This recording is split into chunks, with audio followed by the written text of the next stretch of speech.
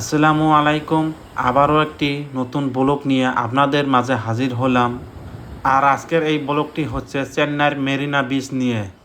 তো আপনারা দেখতে থাকেন, আমি আপনাকে নিয়ে যাচ্ছি চেন্নাই মেরিনা বিচে। সকালে ঘুমে থেকে উঠে গোসল দিয়ে একটু ফ্রেশ ফ্রেশ লাগছে। রুম থেকে নিচে নেমে গরম চায়ের কাপ হাতে, সাথে দিল বোন। বোন চা দিয়ে দিনের শুরুটা আরম্ভ হয়ে গেল। চা শেষ করে রুম চেক আউট করলাম। এখন নতুন একটা দিনের জন্য পরিস্থিতি নিচ্ছি। নিচে আমাদের জন্য অটোওয়ালা ওয়েট করছে, তাই বেশি দেরি না করে এসে অটোতে বসে গেলাম আর চললাম মেরিনা বিচের দিকে। আর চেন্নাই শহরের রাস্তা দিয়ে যেতে যেতে চারপাশের ব্যস্ততা আর মানুষের জীবনযাপন যেন এক আলাদা গল্প বলে।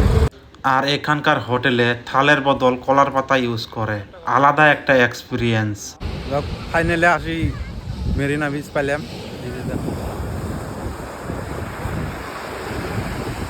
মেরিনা বিচে দূর থেকে সমুদ্রের গর্জন আর সামনে সেই বিশাল পানির ঢেউ। আমাকে তো এখানে এসে অনেক ভালো লাগছে। নীলে নীলে সমুদ্র পানি, খোলা আকাশ, আলাদা রকম একটা শান্তি অনুভব করা যায়। পানির ঢেউয়ের সাথে খেলতে খেলতে সব ক্লান্ত কোথায় যেন হারিয়ে গেল।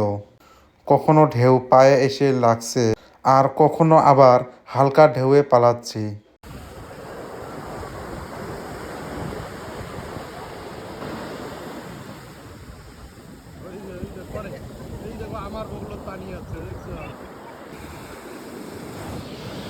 আর কিছু সময় কেটে গেল সমুদ্রর কিনারে হাঁটতে হাঁটতে।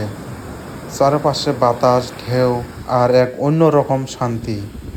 এই মুহূর্তগুলো সত্যি মনে রাখার মতো। সমুদ্রের পাশে হাঁটতে হাঁটতে দেখতে পেলাম একটা বাচ্চা বালি দিয়ে খেলছিল। এই সরল আনন্দগুলোই যেন জীবনের সবচেয়ে সুন্দর মুহূর্ত। কিছু মুহূর্ত শুধু দেখার জন্য, কোনো কথা লাগে না। তারপর সামনে এগিয়ে যেতে থাকলাম আর সামনে দেখতে পারলাম একটা কাসিম মরে পড়ে আছে সামনে।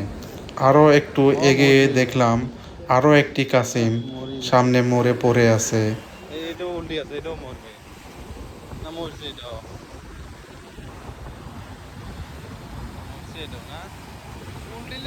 সমুদ্র যেমন সুন্দর, তেমনি কখনো কখনো এমন কিছু দৃশ্য সামনে নিয়ে আসে যা আমাদের একটু থামিয়ে ভাবতে বাধ্য করে।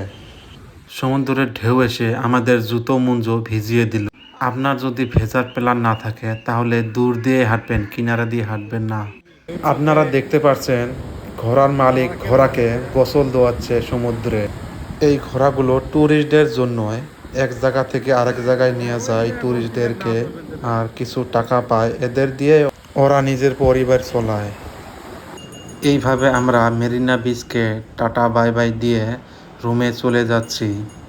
হ্যাঁ, আপনাদের যদি এই ভিডিওটি ভালো লাগে থাকে তাহলে লাইক, শেয়ার, সাবস্ক্রাইব করতে ভুলবেন না। আর যদি আপনারা আসেন তাহলে বালির উপর দিয়ে আসবেন না, রাস্তা বানানো থাকে প্লাস্টিক দিয়ে, ওই দিক দিয়ে আসবেন, তাহলে আপনাদের সুবিধে হবে।